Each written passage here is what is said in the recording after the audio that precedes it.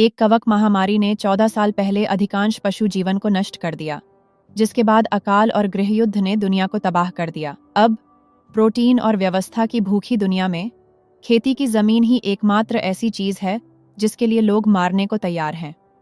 सशस्त्र पुरुषों का एक समूह एक बाड़बंद फार्म हाउस में घुस आया, जो फलती फूलती फसलों को देखकर आकर्षित हुआ था। एक ने मदद की गुहार लगाई, लेकिन यह हताशा की आड़ में एक जाल था। जैसे ही एक घुसपैठिया घर में दाखिल हुआ, उसे पीछे से चुपके से चाकू मार दिया गया। एक अन्य को भी यही भाग्य मिला। मैं बाहर सोच रहा था, बाकियों ने केवल एक फुसफुसाहट सुनी, फिर एक स्नाइपर की गोली ने उन्हें वहीं गिरा दिया। अराजकता फैल गई। बचे हुए लोग मक्के के खेतों में भाग गए। वापस जाओ, चलो। एक महिला, हेली, ने एक का पीछा किया, उसे तलवार से काटा, फिर उसकी राइफल का इस्तेमाल करके उसके साथी और उसे मार डाला।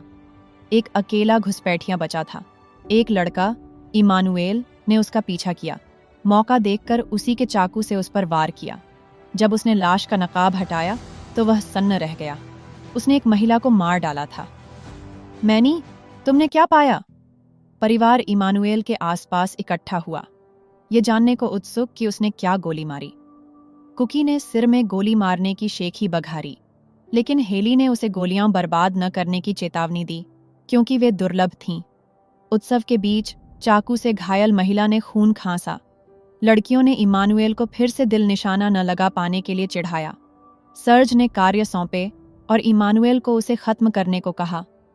हिचकिचाते हुए उसने तब ट्रिगर दबाया जब हेली ने पुकारा, यह उम्मीद करते हुए कि काम हो गया। हाँ मैडम। दोपहर के भोजन पर लड़कियां फुसफुसा रही थीं, जब तक कि छोटी ने गाली नहीं दी और उसे पुश अप्स करने पड़े। हेली ने रेन से उसके बुक रिपोर्ट के बारे में पूछा। उसने स्वीकार किया कि उसने कुछ और पढ़ा था। रिपोर्ट सोमवार को देय थी। हाँ मैडम। इमानुएल ने शिकायत की कि परिधि ड्यूटी में बहुत समय लगता है। हेली ने कहा कि आराम मृत्यु के बाद मिलता है और उसे अगले दिन ऑगस्टा में ड्रॉप ऑन एफ का काम सौंपा। जब रेन ने अपनी बारी पूछी तो हेली ने कहा कि उसे आदेशों का पालन करके यह कमाना होगा। उन्हें भेजने से पहले उसने इमानुएल को एक नियम की याद दिलाई। बाहरी लोगों से कोई बात नहीं, ये लोग तुम्हारे पैरों की जूतियों के लिए तुम्हें मार देंगे। हाँ मैडम। अगले दिन इमानुएल जल्दी उठा, बॉक्सिंग और व्यायाम किया। परिवार ने मिलकर फसलों की देखभाल की। बाद में उसने अपनी दिनचर्या के हिस्से के रूप में परिधि की जांच की। हेली ने उन्हें शूटिंग, खेती और जीवित रहने का प्रशिक्षण दिया। वह पास के किसानों के साथ रेडियो के जरिए संपर्क में भी रही। ऑगस्टा ने रेडियो पर हेली से बात की, मदद मांगी। छापे बढ़ रहे थे और यूनियन आर्मी कोई समर्थन नहीं दे रही थी। वह चाहती थी कि हेली स्थानीय किसानों को प्रशिक्षित करे, लेकिन हेली ने जोखिम भरा होने का हवाला देकर मना कर दिया। आसान, अब तुम फसल उगाते रहो, मैं चमक बहाते रहूंगी, सौदा पक्का। इमानुएल एक सपने से जागा जिसमें एक बच्चा एक घायल घोड़े को देख रहा था। अपनी दिनचर्या के बाद वह ऑगस्टा में ड्रॉप ऑफ के लिए निकला। एक परित्यक्त फैक्ट्री में उसने मसाले के बदले आपूर्ति का लेन देन किया और घर लौटा। इस बीच हेली पास के किसानों से अपडेट सुन रही थी। ऑगस्टा ने बताया कि जिम और उसका पूरा परिवार नरभक्षियों द्वारा खा लिया गया था। हेली स्तब्ध थी। अब यह कोई छोटा समूह नहीं है। जंगल से गाड़ी चलाते हुए सर्ज को एक दुर्घटनाग्रस्त एटीवी मिला और उसने दुर्लभ मसाले इकट्ठा किए। घर लौटकर उसने अपनी लूट दिखाई। उसने रेन को एक नई बंदूक दी और वह खुशी से चमक उठी। कुकी ने पूछा कि उसे क्या मिला, तो उसने मजाक में कहा कि उसे मजबूत करने के लिए कठिन श्रम। लड़कियों के अंदर जाने के बाद हेली ने सर्ज को ऑगस्टा की खबर बताई। वह हैरान था, कहने लगा कि लोग भूल गए हैं कि जानवर क्या होते हैं। हेली ने स्वीकार किया कि उसे इमानुएल की चिंता है। सर्ज ने कहा कि लड़का खुद को संभाल सकता है। वह मांस खाने वालों की सोच रही है। स्काउट ने कहा कि यह नरसंहार था। घर लौटते समय इमानुएल ने तैरने के लिए रुक गया। सूखते समय उसने पानी में एक लड़की देखी और उसकी सुंदरता से प्रभावित हुआ। उत्सुक होकर उसने उसका पीछा किया और पाया कि वह कई बच्चों के साथ एक भीड़भाड़ वाले आश्रय में रहती है। उस रात परिवार ने डेनिस के सैनिक बनने की उम्र होने का उत्सव मनाया। उसने उनकी रक्षा करने की कसम खाई, फिर सड़ने वाले ढेर को आग लगा दी, जबकि लड़कियां नाच रही थीं। सर्जेंट हेली ने दूर से देखा। हेली ने दुनिया के पतन से पहले अपने बचपन को स्नेह से याद किया। याद करना अच्छा लगा। इमानुएल घर लौटा। सर्ज नाराज ने पूछा कि वह कहाँ था। इमानुएल ने कहा कि वह ऑगस्टा गया था, लेकिन सर्ज ने याद दिलाया कि वह घंटों पहले था। इमानुएल ने दावा किया कि उसे समय का अंदाजा नहीं रहा और तुम अपनी बहन का समारोह छोड़ गए। जब इमानुएल ने पूछा कि उन्होंने रॉड को जलाने के बजाय मदद क्यों नहीं मांगी, तो हेली भड़क गई। उसने उसे आभारी होने को कहा और चेतावनी दी कि बाहरी दुनिया खतरनाक है। उन्हें और लोगों की जरूरत नहीं थी। उसने लड़कियों को अंदर बुलाया और इमानुएल को आग बुझाने को कहा। क्या? पार्टी खत्म। इमानुएल एक सपने से जागा, जिसमें एक पादरी हेली को उसकी मां के रूप में पेश कर रहा था। हिलकर उसने अपनी दिनचर्या पूरी की, फिर चुपके से झील पर गया। तैरने के बाद उसने उस लड़की को अपनी याद से स्केच किया। घर वापस उसके विचारों ने उसे अभिभूत कर दिया। जैसे ही वह खुद को छूने लगा, हेली अचानक अंदर आ गई। हड़बड़ाकर उसने छिपने की कोशिश की। उसे नजरअंदाज करते हुए हेली ने कहा कि वह सर्ज और डैनिस के साथ डिपो रन पर जाएगा। उसने आपत्ति जताई, इसे पिता बेटी की चीज कहकर। हेली ने उसे चुप करा दिया। उसे उनके पूर्वजों की जमीन के लिए लड़ाई और परिवार का समर्थन करने की जिम्मेदारी की याद दिलाई। उसने उसे अपने व्यवहार को सुधारने की चेतावनी दी, फिर चली गई। मैं बेहतर करूंगा। अगली सुबह इमानुएल सर्ज और डैनिस के साथ डिपो क्षेत्र की टोह लेने निकला। घर पर हेली ने लड़कियों को बताया कि उसकी मुलाकात सर्ज से सेना में हुई थी। जब रेन ने पूछा कि क्या उसकी उम्र की लड़कियां बाहर रहती हैं, तो हेली चुप रही। हमारे जैसा कोई और नहीं है। ज्यादातर लोग हैरान हो जाएंगे कि हमने यहाँ क्या बनाया है। डिपो पर डैनिस ने खून देखा और उसका पीछा करते हुए छत से लटकते शव पाए। सर्ज और इमानुएल ने भी उन्हें देखा। 4 सशस्त्र लोग आए, जो खुद को यूनियन सैनिक बता रहे थे। कह रहे थे कि वे हाल ही में मरे हुए फ्लेमिंग्स के साथ रहे थे। सर्ज और इमानुएल ने गोलीबारी शुरू की, सभी को मार डाला। ऑगस्टा ने कहा था कि फ्लेमिंग्स को हफ्तों पहले मार दिया गया था। इमानुएल ने शवों की तलाशी लेने को कहा और सर्ज ने सहमति दी। तभी एक मरी हुई दिखने वाली महिला उठी और उसने डैनिस के पेट में गोली मार दी। सर्ज और इमानुएल उसे खेत पर वापस ले गए। घर पर सभी डैनिस को बचाने के लिए दौड़े, जबकि हेली ने उसका ऑपरेशन किया। वह बच गई। इमानुएल ने खुद को दोषी ठहराया, यह सोचकर कि शवों की तलाशी उसका विचार था। रेन ने उसे सांत्वना दी, कहा कि उसने हमेशा डैनिस की रक्षा की, एक सच्चे बड़े भाई की तरह। हेली ने रेडियो के जरिए ऑगस्टा से संपर्क करने की कोशिश की, लेकिन कोई जवाब नहीं मिला। बाद में इमानुएल बार्ड के पास धूम्रपान कर रहा था, तभी उसे एक आवाज सुनाई दी। बंदूक हाथ में उसने जांच की, फिर उसने झील वाली लड़की को देखा, चोटिल और घायल, मदद की भीख मांगते हुए। हिलना नहीं, मैं तुम्हें गोली मार दूंगा। सर्जेंट हेली ने बच्चों को इकट्ठा किया, उन्हें सशस्त्र रहने, बाहरी लोगों से बचने और पहले गोली मारने की चेतावनी दी। उन्होंने बताया कि नरभक्षी यूनियन सैनिकों के रूप में शिकार को लुभा रहे थे। हेली ने कहा कि उन लोगों को मारने से एक निशान छूट गया और अन्य लोग ढूंढने आएंगे। अब जो मायने रखता है वह यह है कि हम कैसे प्रतिक्रिया देते हैं। सर्ज ने कार्य सौंपे। जाने से पहले हेली ने इमानुएल को एक तरफ लिया, उसे खुद को दोष न देने को कहा और परिवार की रक्षा करने, सतर्क रहने और नेतृत्व के लिए तैयार रहने की याद दिलाई। तुमने कदम बढ़ाया। नाश्ते के बाद इमानुएल ने खलिहान में डैनिस की जांच की। वह घबरा गई, लेकिन उसने उसे शांत किया और उसकी चोट का इलाज किया। इस बीच हेली ने परिधि पर हलचल देखी। कुकी ने जवाब नहीं दिया और रेन ने उसे नहीं देखा था। तनाव बढ़ता गया। हेली ने इमानुएल को बुलाया और उसे दक्षिण की ओर जाने को कहा। रात के खाने के दौरान रेन ने अपने बुक रिपोर्ट का जिक्र किया। कुकी ने खाना थूक दिया, जिससे हेली के साथ तनाव पैदा हुआ। रेन ने फिर डिपो पर मिली एक लाश का जिक्र किया, जो डैनिस ने उसे बताया था। इसे संरक्षित करने के लिए सीधा खड़ा किया गया था। इमानुएल हंसा और हेली भड़क गई।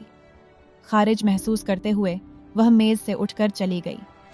और तुम्हें हिम्मत है कि बैठकर मजाक करो। मेज छोड़ने के बाद हेली अपनी सोती हुई बेटी डैनिस के पास बैठी और भावुक होकर उसे बताया कि वह कितनी जरूरी और याद की जाती है। इमानुएल ने डॉन से कहा कि वे मुश्किल में हैं और उन्हें जवाब चाहिए। वह कौन है, कहाँ से आई, उसने खेत कैसे ढूंढा और क्या उसका परिवार है? उसने जवाब में पूछा कि उसे वहां क्यों रखा गया है। मुझे तुमसे कुछ जवाब चाहिए, ये जरूरी है। जब उसने रेडियो इस्तेमाल करने की मांग की तो वह हिचकिचाया। निराश होकर उसने कहा कि उसे जानना है कि उसके लोग जीवित हैं या नहीं। उसकी हताशा को समझते हुए उसने माफी मांगी, उसे खोला और एक कहानी साझा की कि कैसे अजनबियों ने एक बार उसके परिवार को चोट पहुंचाई थी और इसलिए भरोसा आसानी से नहीं आता। उसने समझा और माफी मांगी। फिर उसने कहा कि उसे फ्रीमैन से संपर्क करना है। ऑनेस्टा, उसकी चाची, का नाम सुनकर इमानुएल स्तब्ध रह गया और उसका भरोसा बढ़ गया। हेली ने ऑगस्टा से कॉल की प्रतीक्षा की, लेकिन कुछ नहीं सुना। इस बीच इमानुएल और डॉन करीब आए। उसने तैरने के अपने प्यार का जिक्र किया और उसने खुलासा किया कि उसने एक बार उसका पीछा किया था और तब से उसी नदी पर जाती रही है। उनके साझा पलों ने उनके बीच भरोसा बनाया। अगली सुबह हेली को इमानुएल नहीं मिला और वह खलिहान में गई। वहां उसने उसे और डॉन को संगीत साझा करते और हल्के पल में पाया। इमानुएल स्पष्ट रूप से उस पर मोहित था। हेली और सर्ज अंदर आए। इमानुएल ठिठक गया। जब डॉन मुड़ी तो हेली ने निराश होकर उस पर प्रहार किया। सर्ज ने डॉन को बाहर ले गया और हेली ने गुस्से में इमानुएल पर चिल्लाया और उसे खलिहान में बंद कर दिया। हेली ने जवाब मांगे, चेतावनी दी कि वह झूठ बर्दाश्त नहीं करेगी।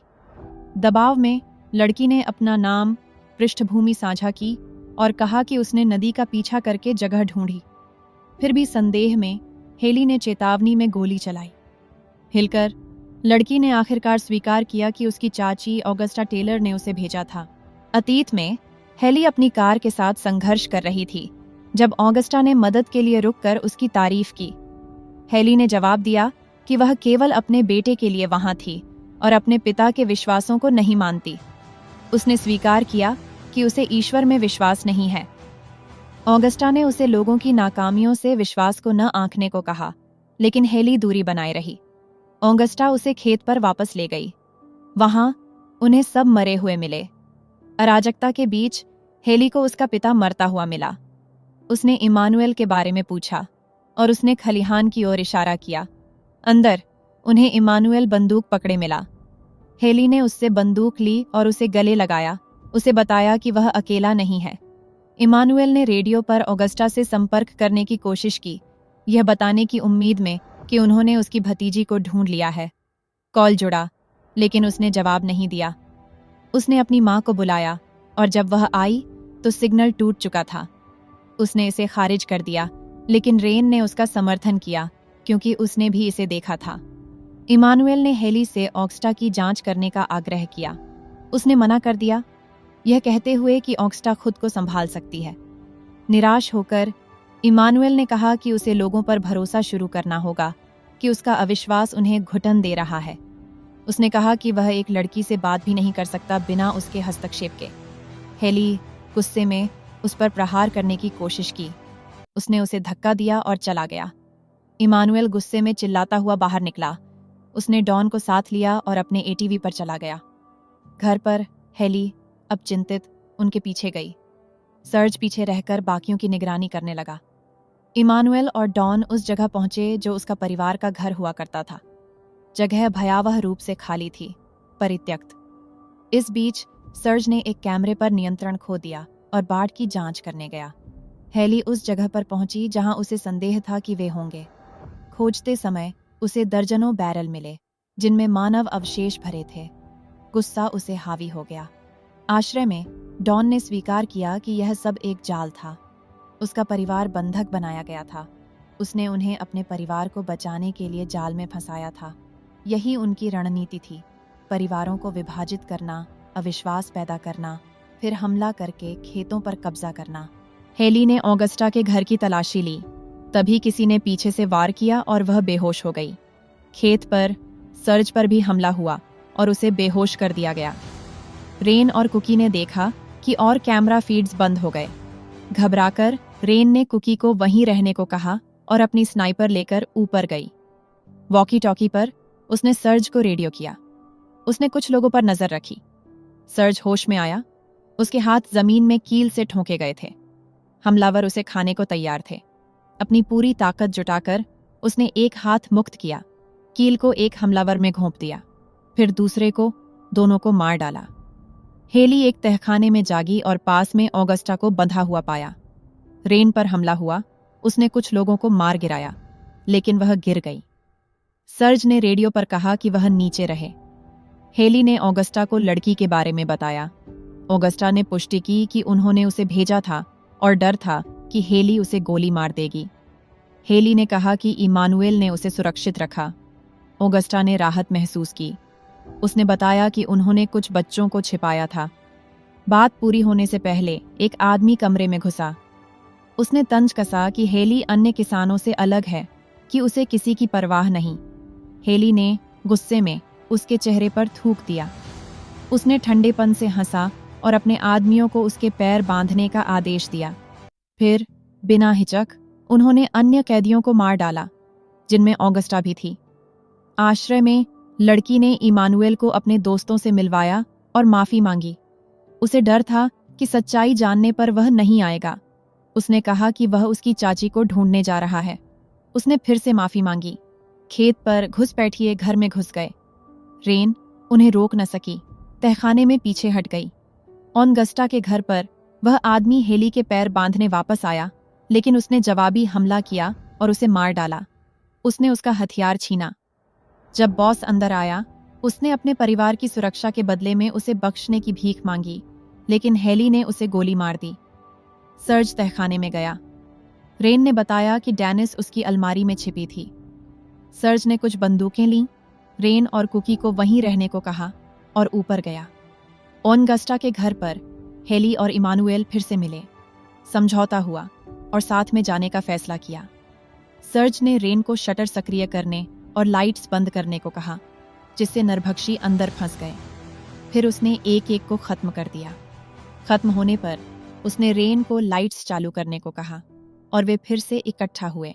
हेली और इमानुएल को छोड़ते समय लड़की मिली। उसने अपनी चाची के बारे में पूछा। हेली ने बताया कि वह चली गई। लड़की रो पड़ी। इमानुएल ने कहा कि वे बच्चों को पीछे नहीं छोड़ सकते।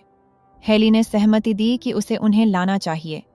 फिर वे सब साथ में चले गए। खेत पर सर्ज डेनिस को नीचे लाया, उसे रेन को सौंपा, फिर ढह गया। बाढ़ के पास इमानुएल ने एक टूटा हुआ प्रवेश बिंदु दिखाया।